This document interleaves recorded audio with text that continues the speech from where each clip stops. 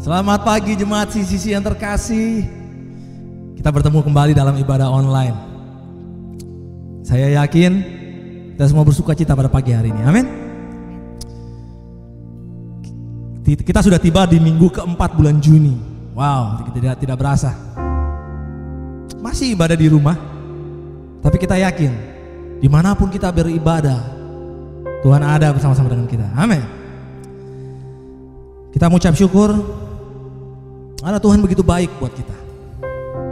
Saudara-saudari ada saat ini menyaksikan ibadah online, itu semua karena anugerah Tuhan. Banyak mungkin di luar sana orang-orang yang tidak bisa melakukan seperti apa yang sudah saudari lakukan. Tapi karena anugerah Tuhan, kita senantiasa dalam perlindungannya. Mari kita buka hati kita. Kita persiapkan diri kita. Kita mau beribadah kepada Tuhan. Mari kita muliakan Dia. Mari kita bernyanyi. Kita memuji Dia, Allah yang layak menerima pujian dan penyembahan. Terlebih Dia Allah yang suka dengan puji-pujian. Terima kasih Tuhan. Mari kita berdoa. Bapa kami di dalam surga, terpujilah nama-Mu Tuhan. Terima kasih Tuhan, kami sudah memasuki minggu keempat bulan Juni ini Tuhan. Ini semua karena penyertaan tangan Tuhan. Dan kami bersyukur Tuhan buat apa yang Tuhan lakukan hingga saat ini. Tuhan, tiba saatnya ya Bapa, kami mau beribadah Tuhan. Berkati kami semua Tuhan yang menyaksikan ibadah online pada pagi hari ini Tuhan. Dimanapun kami berada Tuhan Yesus, kiranya Kau urapi kami semua Tuhan. Kau berkati Tuhan anak-anak-Mu Tuhan. Kami mau meninggikan Raja kami yang mulia. Dan juga Tuhan saat kami mendengarkan firman-Mu Tuhan, pimpin kami ya Roh Kudus, agar setiap pemberitaan firman-Mu Tuhan itu menjadi rema yang baik bagi kami semua. Terlebih Tuhan kami dapat melakukan firman-Mu. Terpujilah nama-Mu Tuhan, kekal selama-lamanya. Di dalam nama Yesus Kristus kami siap beribadah pada pagi hari ini. Haleluya, amin. Kita angkat satu pujian. Ya, kasih Allah tidak berkesudahan sampai hari ini. Amin. Yuk.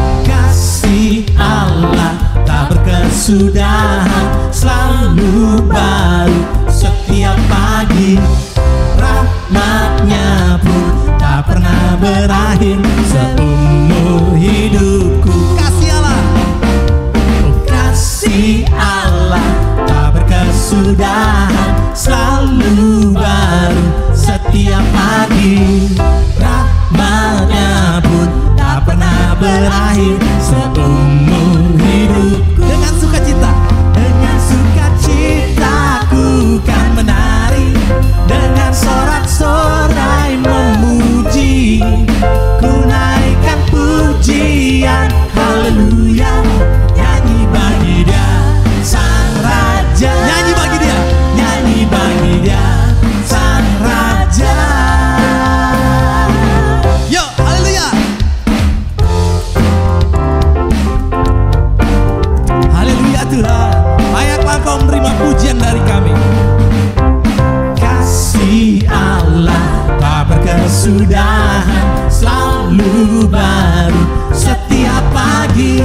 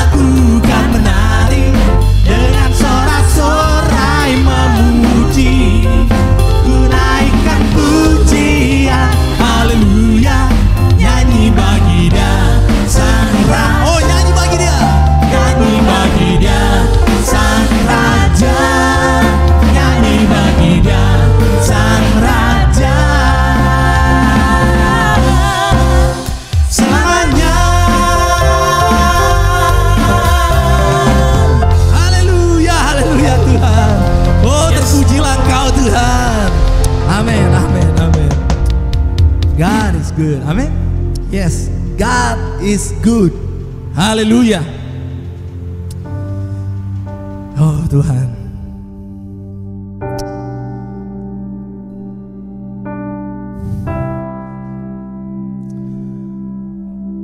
Kami percaya Tuhan,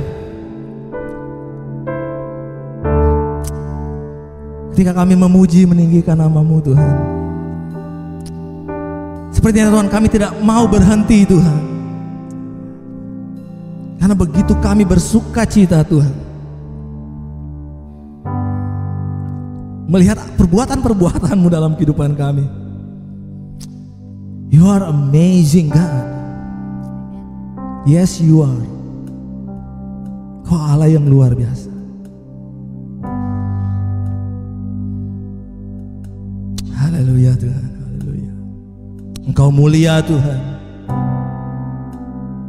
Bahkan ketika kami datang di dalam hadirat-Mu, kami senantiasa tidak mau keluar Tuhan dari zona itu Tuhan. Kami mau senantiasa bersekutu dengan-Mu Tuhan. Kami sadar Tuhan, kami manusia biasa. Terkadang Tuhan kami lari daripada-Mu Tuhan. Kami lari dari rancangan-Mu Tuhan. Tetapi Engkau memanggil kami dengan tangan terbuka Tuhan. Engkau memanggil kami kembali masuk ke dalam jalur-Mu. Wow, You are amazing God. Biarlah Tuhan mulut kami meninggikan nama-Mu. Biarlah terus Tuhan mulut kami memuji Engkau. Yes, oh the glory of Your presence. Because we Your temple. And we want to give You reverence. Come and rise from Your rest. Hallelujah.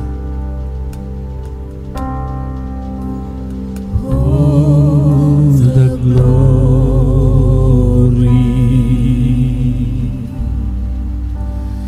of Your presence.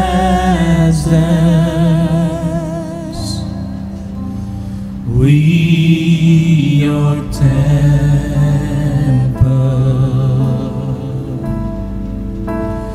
Give You reverence.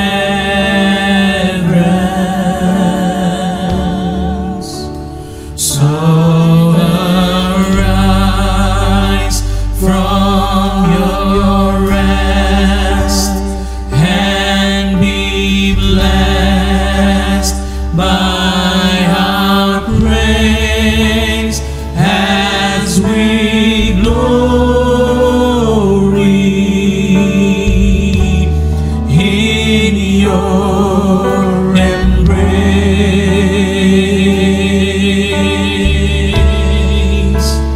as Your presence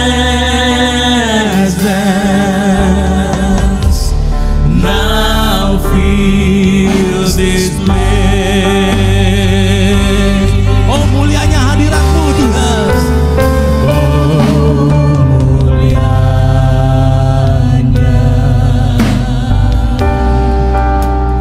hadirat-Mu. Kami bait-Mu Tuhan. Kami Oh kami mau memuja-Mu Tuhan.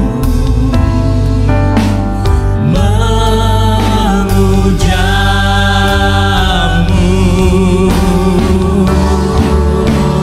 dimuliakan Kau Tuhan, dengan pujian kami dalam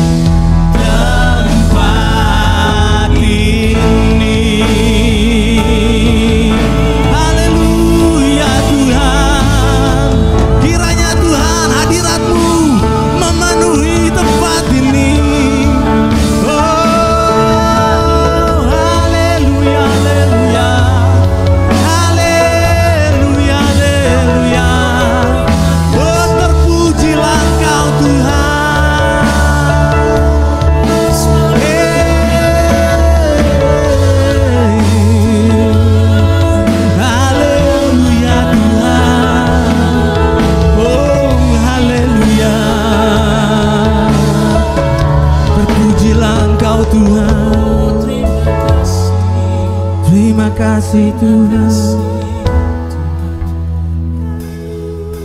Oh, pujilah Dia, sembahlah Dia. Tinggikan nama Tuhan.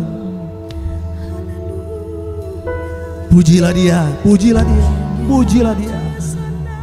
Yes Lord, yes Lord. Haleluya, haleluya. Oh, haleluya.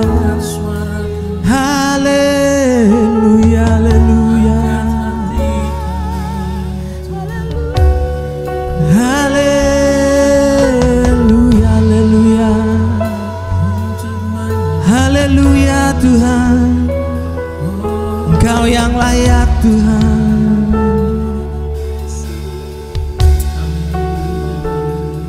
Pujian bagimu,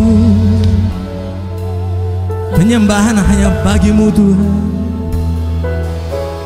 Haleluya, haleluya. Thank you Father. Haleluya, haleluya.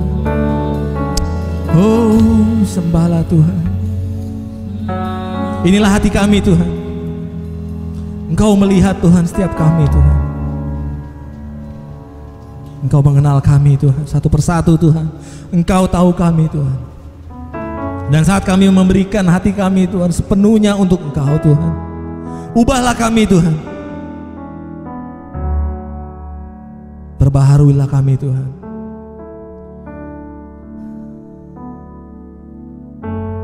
Terima kasih Tuhan.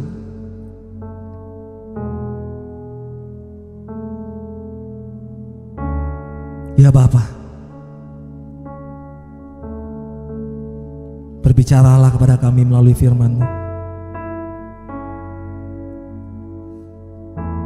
Berkatilah hamba-Mu Tuhan yang akan menyampaikan firman-Mu.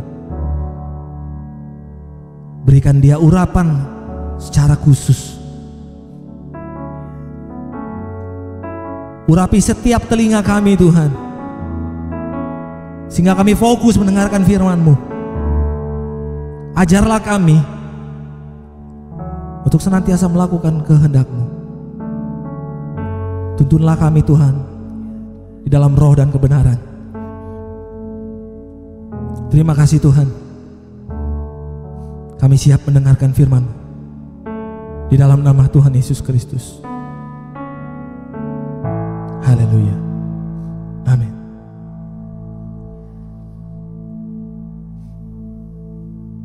Shalom Bapak Ibu Saudara yang dikasihi Tuhan, jumpa lagi di ibadah online gereja kami. Bagi saudara-saudara yang adalah jemaat gereja CCC, saudara bisa memberikan komentar setelah ibadah ini di kolom komentar.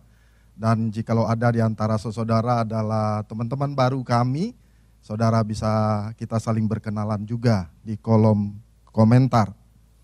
Saudara-saudara, kami juga memberitahukan bahwa gereja kami juga ada sekolah minggu di udara. Dan bagi Bapak Ibu, saudara yang punya anak kecil bisa menyaksikan di YouTube gereja kami. Puji nama Tuhan.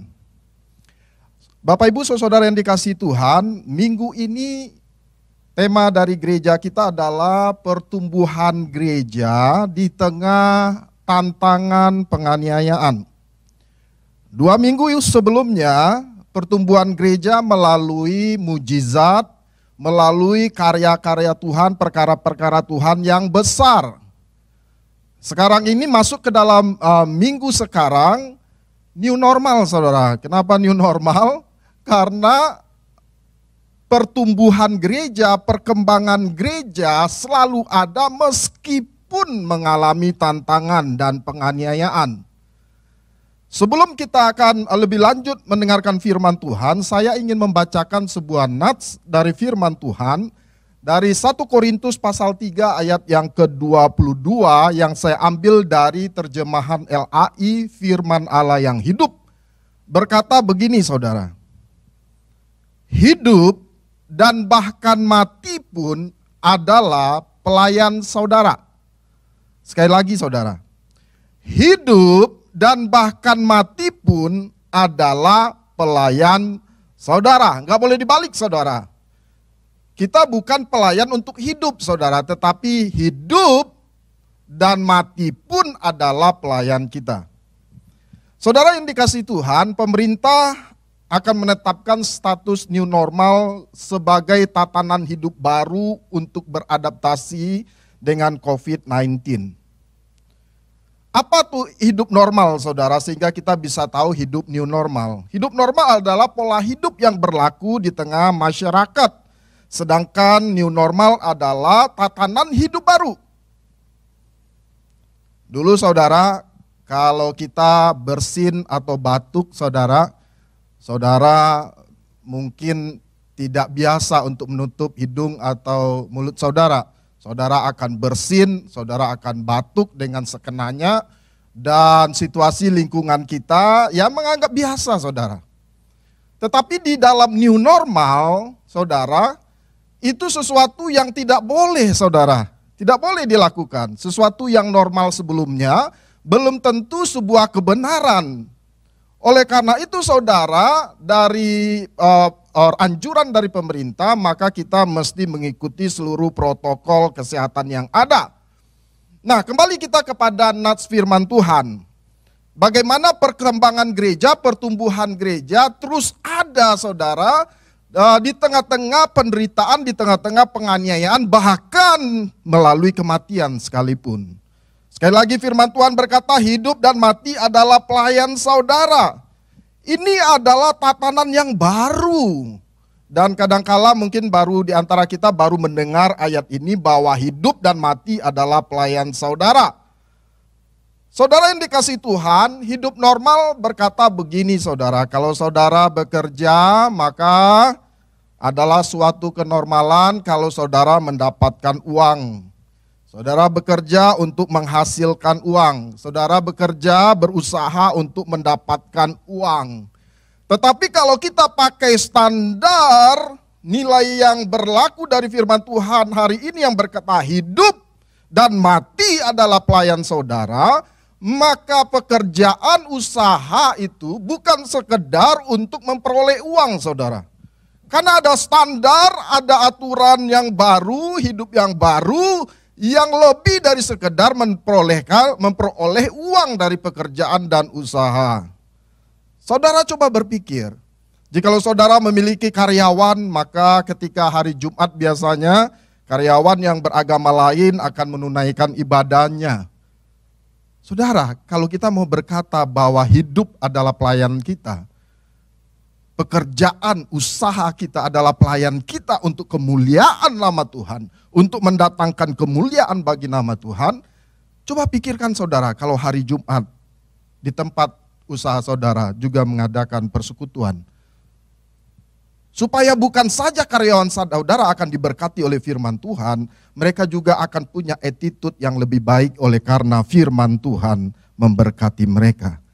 Sesuatu yang normal saudara, kalau berkeluarga itu menghasilkan keturunan itu normal. Tetapi firman Tuhan berkata sebuah tatanan hidup yang baru di dalam Tuhan, bahwa kalau kita mau berkata hidup kita adalah pelayan untuk kita bawa kepada kemuliaan nama Tuhan, maka sebagai orang tua kita bertanggung jawab membesarkan anak kita di dalam Tuhan, supaya anak-anak kita memiliki kebijakan rohani di dalam Tuhan. Bukan sekedar menghasilkan keturunan, tapi ada tanggung jawab di balik itu bahwa keluarga kita adalah misi kita yang pertama untuk membawa mereka kepada Kristus. Saudara yang dikasihi Tuhan, saya ingat Yusuf ketika 9 tahun di Mesir. Dan ketika dia ada di Mesir, saudara, dia sudah menjadi orang kedua di Mesir. Dia menurut beberapa penafsir Alkitab, dia sudah punya keluarga dan punya anak. Hidup normal biasa saudara, berusaha, bekerja, menjadi pembesar, menjadi ayah, menjadi suami.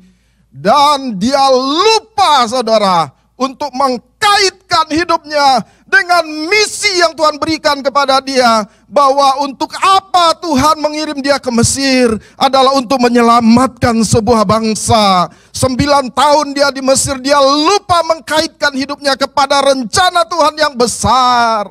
Dia melakukan kegiatan normal seperti biasanya, tetapi ketika saudara-saudaranya datang menjumpai Yusuf, Maka teringatlah Yusuf akan mimpinya, bahwa hidupnya, bahwa keluarganya, bahwa pekerjaannya, bahwa usahanya mesti ada kaitannya dengan pekerjaan Tuhan, dengan perluasan kerajaan Allah, dengan misinya Tuhan. Sehingga Yusuf datang kepada Firaun meminta sebidang tanah, sehingga dia bisa menyelamatkan sebuah bangsa. Saudara, kita masuk kepada kisah Stefanus. Stefanus adalah orang yang penuh dengan Roh Kudus. Firman Tuhan berkata, ketika dia penuh dengan Roh Kudus, maka kehidupannya dipakai menjadi alat kemuliaan bagi nama Tuhan. Sehingga ketika dipilih 7 saudara yang melayani, para diaken yang melayani meja, Stefanus yang penuh dengan Roh Kudus ambil bagian di dalamnya saudara, dan hidupnya dipakai untuk kemuliaan bagi nama Tuhan. Saudara, saya mau berhenti sejenak. Orang yang dipenuhi Roh Kudus, kalau kita lihat dari kisah Stefanus, adalah orang yang melihat ada bagian dari pekerjaan Tuhan yang harus dikerjakan, yang harus diselesaikan. Ada sebuah kebutuhan dalam perluasan kerajaan Allah, dan orang yang dipenuhi Roh Kudus adalah orang yang tidak mau diam. Dia langsung masuk, dia langsung mengambil tanggung jawabnya, sehingga melalui pelayanan dari Stefanus dalam kehidupannya, makin banyak murid datang kepada Tuhan Yesus. Dan tibalah saatnya ketika Stefanus akan mengalami kematiannya. Firman Tuhan tertulis di dalam Kisah Para Rasul 7, saya akan bacakan kepada saudara ayatnya yang ke-54 sampai dengan ayatnya yang ke-60. Ketika mahkamah agama itu mendengar semuanya itu, sangat tertusuk hati mereka, maka mereka menyambutnya dengan gertakan gigi. Tetapi Stefanus yang penuh dengan Roh Kudus, catat saudara, firman Tuhan berkata, Stefanus yang penuh dengan Roh Kudus, dia menatap ke langit dan melihat kemuliaan Allah. Dan Yesus berdiri di sebelah kanan Allah.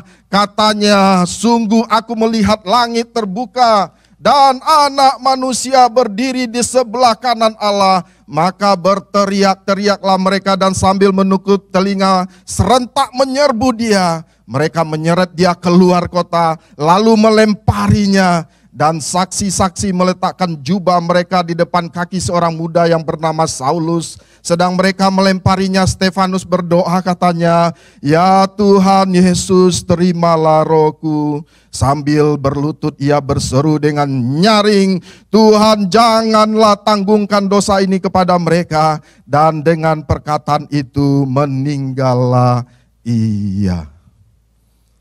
Saudara, firman Tuhan tadi berkata, kematian, hidup dan kematian adalah pelayan kita untuk mendatangkan kemuliaan Tuhan, untuk menceritakan karakter Kristus, untuk memperluas kerajaan Allah, untuk memperkembangkan gereja Tuhan di muka bumi ini.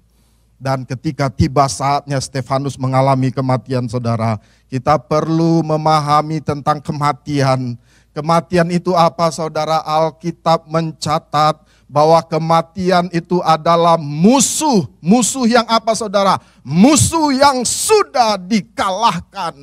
Kematian adalah musuh yang sudah dikalahkan. Firman Tuhan berkata, musuh terakhir yang dibinasakan ialah maut.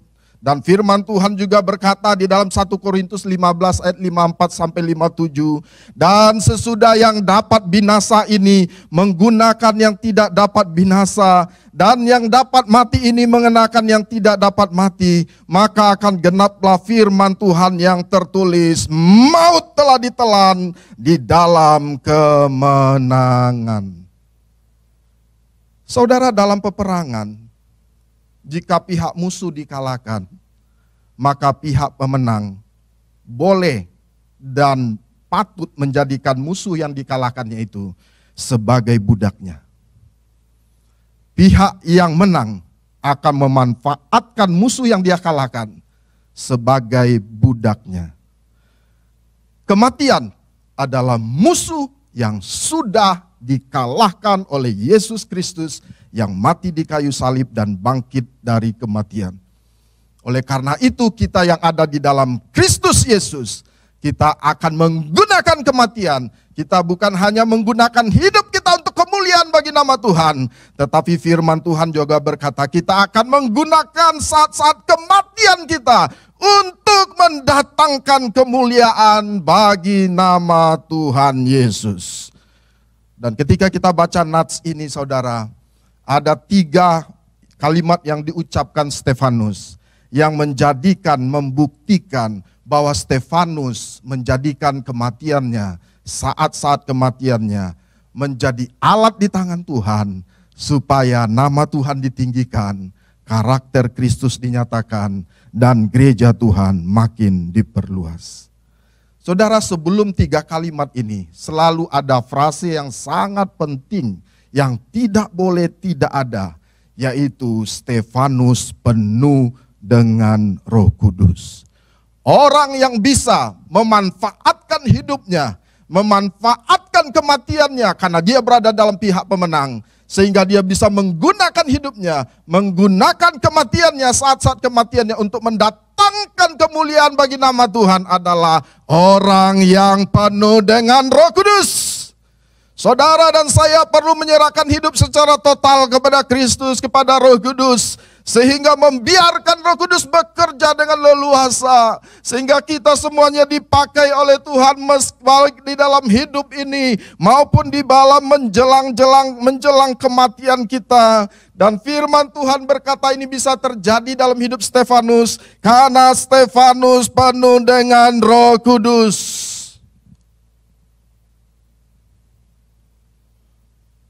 Saudara dan saya tidak bisa menggunakan kehidupan ini dan saat kematian untuk mendatangkan kemuliaan Tuhan kalau kita tidak penuh dengan Roh Kudus. Kalimat yang pertama saudara, dikatakan oleh firman Tuhan yang tadi kita baca. Kalimat itu berkata, sungguh aku melihat langit terbuka dan anak manusia berdiri di sebelah kanan Allah. Ketika kematian semakin dekat menghampiri Stefanus, musuh yang sudah dikalahkan itu mau menelan Stefanus. Tetapi Roh Kudus mengubah kematian Stefanus menjadi jendela surga. Stefanus melihat kemuliaan Allah luar biasa, saudara yang dikasihi Tuhan. Stefanus melihat Allah, melihat Yesus berdiri di sebelah kanan Allah. Saudara, Bapak membayangkan ini adalah kerinduan kita yang terbesar untuk berjumpa dengan Tuhan, untuk bertemu muka dengan Tuhan Yesus. Ini adalah sesuatu yang luar biasa, pengalaman yang luar biasa dari apapun yang bisa kita miliki di dunia ini, saudara yang dikasihi Tuhan. Bisakah saudara melihat bagaimana kematian dilucuti, bagaimana kematian dijadikan pelayan bagi orang percaya? Musuh kita, kematian dan iblis mencoba mengancam kita, saudara yang dikasihi Tuhan, dengan cara mengambil kesenangan kita. Saudara, orang-orang yang akan meninggal di saat-saat kematiannya, iblis akan mencoba mengancam dia dan berkata, engkau akan kehilangan apa saja yang kau miliki di dunia. Engkau akan kehilangan harta bendamu, engkau akan kehilangan semua kesenanganmu di dunia ini. Semua yang berharga di dalam diri saudara di dunia ini.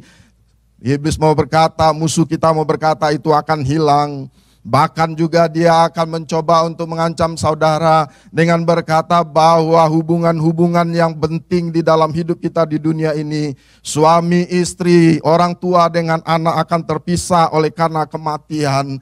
Dan iblis mencoba untuk mengancam kita, tetapi Roh Kudus membalikannya. Dan ketika Stefanus berkata, aku melihat sorga terbuka. Saudara yang dikasihi Tuhan, pengalaman bertatap muka dengan Tuhan, pengalaman melihat kemuliaan Tuhan tidak bisa dibandingkan dengan apapun kesenangan di dunia ini. Tidak bisa dibandingkan dengan hubungan-hubungan yang kita miliki di dunia ini. Dan Stefanus penuh dengan Roh Kudus sehingga dia berkata, aku melihat langit terbuka dan anak manusia berdiri di sebelah kanan Allah. Musuh kita mau mencoba mengancam kita mengambil kesenangan, hubungan-hubungan yang ada menjelang kematian. Tetapi orang yang penuh dengan Roh Kudus, ketika melihat kemuliaan Allah, itu tidak ada bandingannya dengan apa yang kita miliki di dunia ini. Kalimat kedua, saudara, yang muncul dari mulut Stefanus adalah, "Ya Tuhan Yesus, terimalah rohku." Saudara, Roh Kudus bukan saja membalikkan saat-saat kematian kepada penyataan kemuliaan Allah, tapi juga ini menunjukkan alasan mengapa Yesus berdiri. Yesus berdiri, saudara, dan bukan duduk. Firman Tuhan berkata, Yesus berdiri, menunjukkan penghargaan yang luar biasa, menghargai kematian Stefanus, menyambut Stefanus untuk masuk ke dalam kemuliaannya. Dan langit terbuka itu, saudara yang dikasihi Tuhan, dan Stefanus melihat Yesus berdiri. Dia melihat Yesus bukan duduk, tetapi Yesus berdiri, haleluya. Yesus menyambut Stefanus di rumahnya yang kekal, di sorga yang mulia. Saudara yang dikasihi Tuhan, saya beberapa kali menemani orang-orang yang meninggal di detik-detik dia menarik nafasnya yang terakhir. Semua orang yang saya temani di saat-saat terakhir ini adalah orang Kristen, saudara. Tetapi ada dua jenis yang berbeda. Yang pertama, ada orang Kristen di menjelang kematiannya, dia penuh ketakutan, saudara.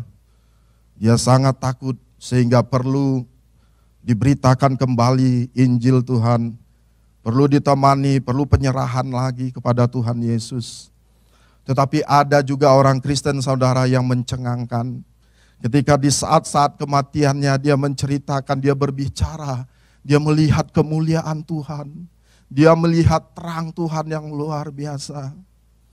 Dan saudara yang dikasihi Tuhan, ada sebuah tulisan yang sangat menarik yang saya baca mengenai orang Kristen menjelang kematiannya.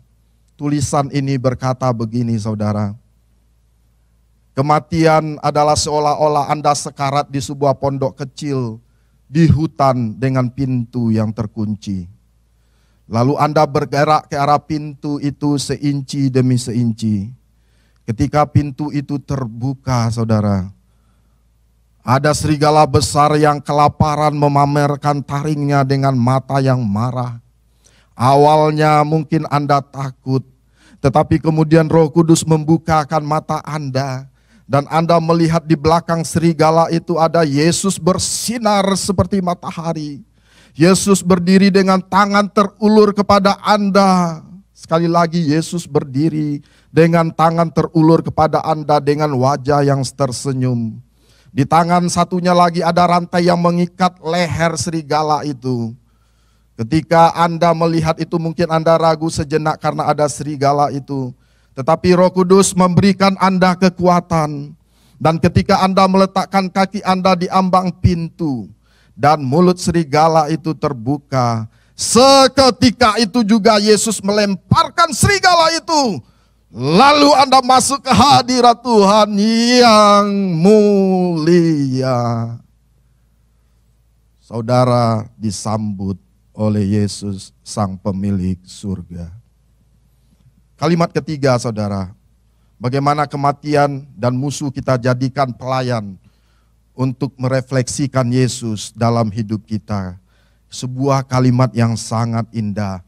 Stefanus berkata, Tuhan janganlah tanggungkan dosa ini kepada mereka. Saudara yang dikasihi Tuhan, kematian, musuh adalah pelayan kita untuk merefleksikan keindahan, keserupaan dengan Kristus kepada dunia. Saudara, kalimat ini, kalimat yang diucapkan oleh Stefanus, ini sangat mirip dengan apa yang diucapkan Yesus ketika dia digantung di kayu salib. Ketika Yesus mengalami kematian, ia pernah berkata, Bapa ampunilah mereka, karena mereka tidak tahu apa yang mereka perbuat. Dan ketika Yesus berkata demikian, kematian terbukti gagal menghancurkan kasih dan kekudusan Yesus.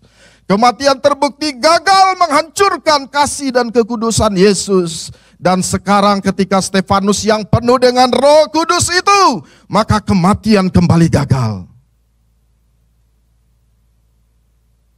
Iblis merancang kematian kita supaya menghasilkan keputusasaan, sikap mengasihi diri sendiri, kebencian dan kepahitan. Tetapi rancangan Roh Kudus sangat berbeda. Ia menghancurkan maut dan menjadikan maut sebagai kesempatan untuk menunjukkan keindahan Kristus, karakter Kristus, dengan berkata, Tuhan janganlah tanggungkan dosa ini kepada mereka. Sebuah kemenangan besar, memiliki belas kasihan seperti Kristus. Dan Alkitab mencatat muncullah Saulus. Akibat dari seseorang yang penuh dengan Roh Kudus dan menjadikan hidupnya dan kematiannya sebagai alat di tangan Tuhan untuk kemuliaannya, muncullah Saulus atau Paulus yang akhirnya membawa Injil kepada bangsa-bangsa. Saudara, saya akan menutup renungan ini dengan sebuah cerita sebagai aplikasi bagi kita. Seseorang yang dekat dengan saya 2 bulan yang lalu divonis kanker. Dan kanker itu saudara sudah menyerang ginjalnya. Ketika dia mendengar berita dan hasil PET scan dari rumah sakit, dari dokter yang berkata bahwa kankernya sudah menyerang ginjal, pertama dia shock saudara. Dan ketika kami berteleponan, kami berdoa.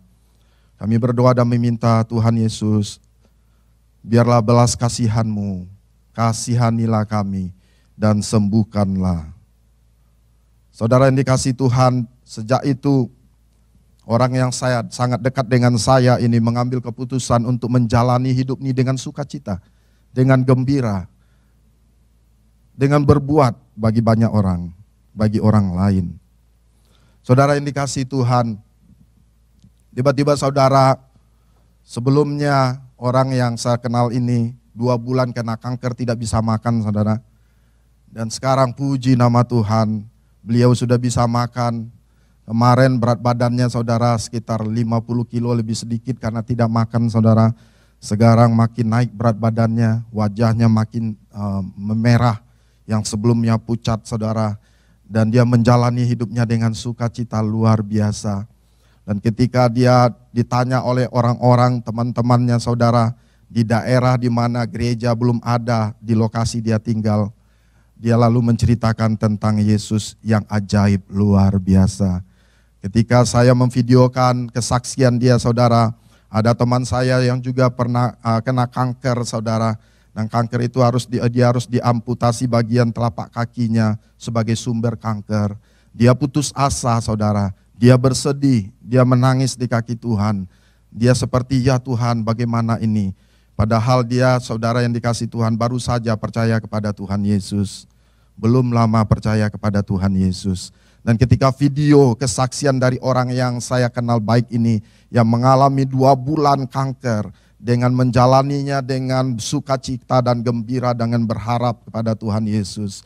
Dan dia bisa sehat saudara, dan video itu memberkati orang ini. Teman saya mengalami kanker juga saudara, dan ketika dia setelah operasi dilakukan saudara, dia berkata, Tuhan Yesus luar biasa, Tuhan Yesus luar biasa. Saudara yang dikasihi Tuhan, lihatlah saudara, kematian, bayang-bayang kematian bukan saja hidup kita, tetapi bayang-bayang kematian bisa kita jadikan alat untuk kemuliaan nama Tuhan, untuk menceritakan kasih Tuhan, untuk menceritakan kuasa Tuhan, dan untuk menjadi berkat bagi orang, sehingga orang akan berjumpa kepada Yesus melalui hidup dan kesaksian kita. Inilah tatanan hidup baru, bagaimana gereja bisa berkembang di tengah penderitaan dan tantangan. Jika ada saudara yang mengalami sakit penyakit hari ini, kita akan berdoa bersama-sama. Saudara yang sudah mendengarkan renungan hari ini, jikalau ada di antara saudara yang mengalami sakit dan saudara sedang sendirian di ruangan rumah sakit atau di rumah saudara, dan saudara mendengarkan firman Tuhan hari ini, kita mari berdoa bersama-sama meminta supaya belas kasihan Tuhan turun menjamah sakit penyakit saudara. Taruhlah tangan saudara di tempat di mana penyakit itu ada, dan kita akan berdoa bersama-sama. Tuhan Yesus, firman-Mu sudah diberitakan. Jikalau ada di antara pendengar hari ini yang sedang mengalami sakit penyakit, dan dia butuh pertolongan Tuhan, jamahan Roh Kudus, kiranya Engkau menjamah dan memulihkan, menyembuhkannya. Biarlah belas kasihan-Mu tercurah, kesembuhan-Mu terjadi. Dalam nama Tuhan Yesus, sembuhlah. Jikalau ada di antara para pendengar saat ini mengalami situasi yang sulit, Tuhan Yesus, hidup ini dan kematian ini adalah pelayan untuk kemuliaan Tuhan. Kami berdoa supaya Engkau memberikan kekuatan iman dan hikmat. Engkau membuka jalan di dalam nama Yesus. Biarlah terobosan terjadi. Biarlah Tuhan Yesus yang membuka jalan. Terima kasih Tuhan Yesus. Diberkatilah seluruh pendengar yang menonton siaran renungan dari gereja kami hari ini. Kiranya Tuhan memberkati engkau dengan kasih yang melimpah. Kiranya kasih dari Allah Bapa, pengorbanan oleh Yesus Kristus yang mati di kayu salib, dan kuasa dari Roh Kudus menyertai saudara semua, mulai sekarang sampai Maranatha. Haleluya, puji Tuhan. Amin.